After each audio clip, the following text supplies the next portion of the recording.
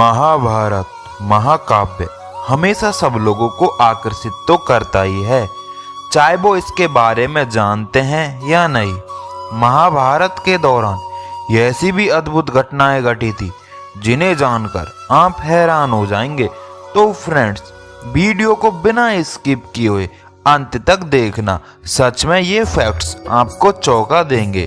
Fact number 11, Mahabharat के युद्ध का 14वें दिन का युद्ध अन्य दिनों के युद्ध से अलग था।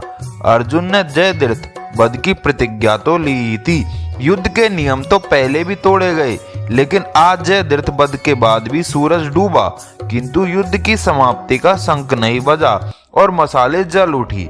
तभी कुछ ऐसा तूफान सा आया कि कौरव सेना में अचानक ही भगदड़ मच गई। सबने मसालों की रोशनी में देखा कि उनके आगे एक पहाड़ नुमा विशालकाय युक्ति खड़ा है और सबकी सांसें उसे देखकर जैसे रुक गई हो।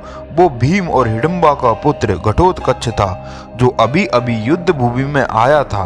और घटोत्कच के आते ही पूरी कौरव सेना कांपने लगी। जैसे तैसे इस दिन का युद्ध समाप्त हुआ।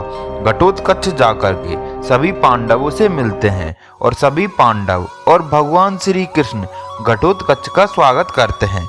इधर कर्ण अर्जुन को मारने की लिए योजना बनाता है। कर्ण के पास इंद्र की दी हुई एक ऐसी दिव्य शक्ति थी जो कभी व्यर्थ नहीं जा सकती थी।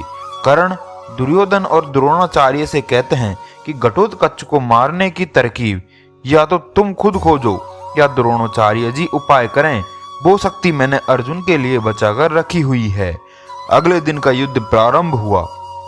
घटोत्कच का पराक्रम देख सभी कौरव डर गए। घटोत्कच कौरव सेना का विनाश करने लगे।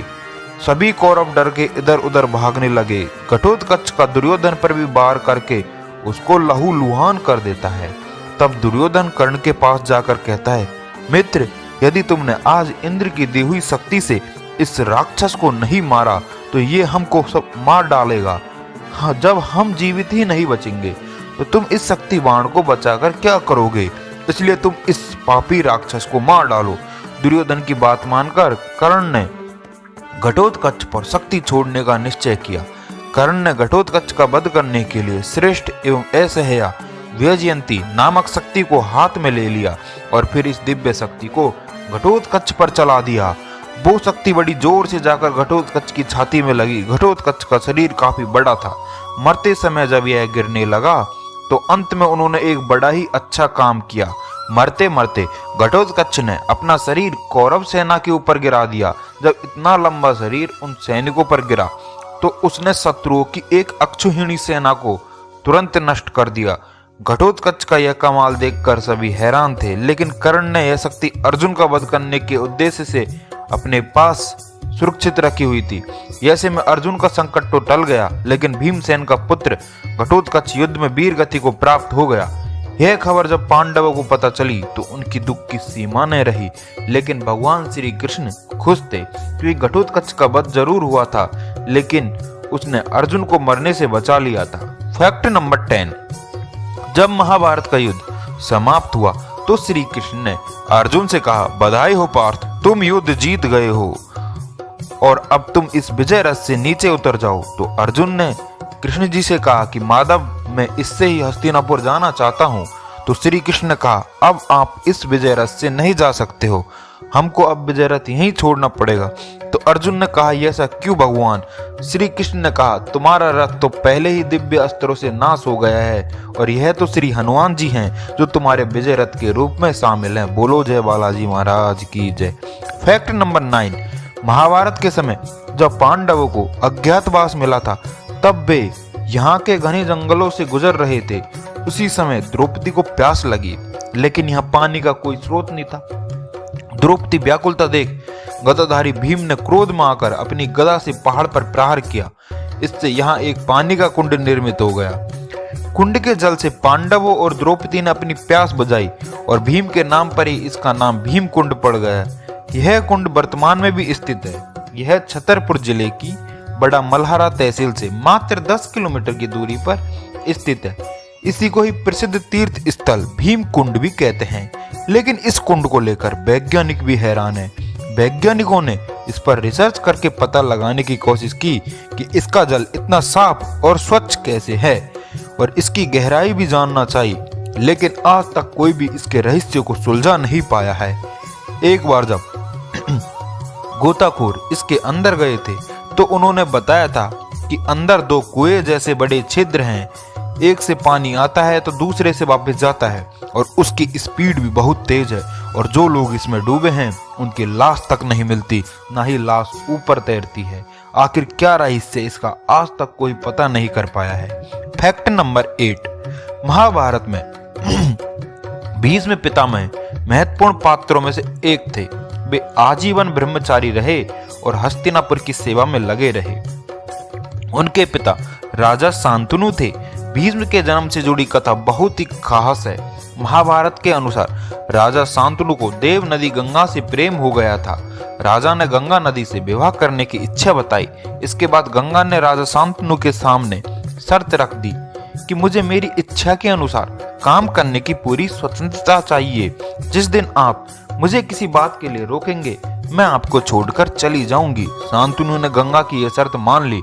इसके बाद दोनों ने विवाह कर लिया। विवाह के बाद गंगा जब भी किसी संतान को जन्म देती वह संतान को तुरंत नदी में बहा देती थी।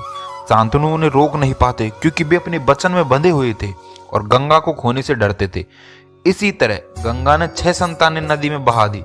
जब 7वीं संतान को भी गंगा नदी में बहाने जाने लगी तो शांतनु का सब्र टूट गया कि यार ये तो गलत हो रहा है। उनसे रहा नहीं गया। उन्होंने गंगा को रोक कर पूछा कि वो अपनी संतानों को इस तरह नदी में बहा क्यों देती है। गंगा ने शांतनु से कहा, राजन, आप आपने संतान के लिए मेरी शर्त को तोड़ दिया है। अब ये संतान ही आपके पास रहेगी और मैं अपनी शर्त के अनुसार सब कुछ छोड़कर जा रही हूँ।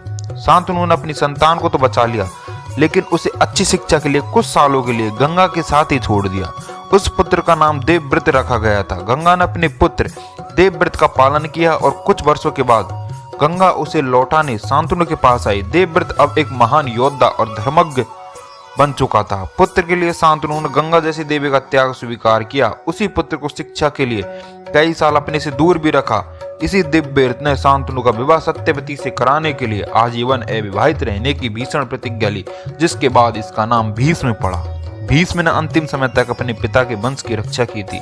फैक्ट नंबर 7, भीम का केवल एक पुत्र ही जीवित रहा था जिसका नाम सर्वगा था। उसको परीक्षित से ज्यादा ज्येष्ठ होने के बावजूद सिंहासन नहीं सौंपा गया। वो अपनी मातृभूमि काशी का शासक बना था। फैक्ट नंबर 6, आखिर कौन थे संजय जो महाभारत से लेकर आज तक अमर है। संजय महर्षि वेद व्यास के शिष्य थे। वो धृतराष्ट्र की राजसभा में शामिल थे। राजा धृतराष्ट्र उनका सम्मान करते थे। संजय विद्वान गावालगण नामक सूत के पुत्र थे और जाति से बुनकर थे।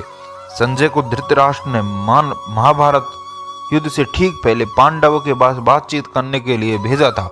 वहां से आकर उन्होंने धृतराष्ट्र को युधिष्ठिर का संदेश सुनाया था। वह श्री कृष्ण के परम भक्त भी थे।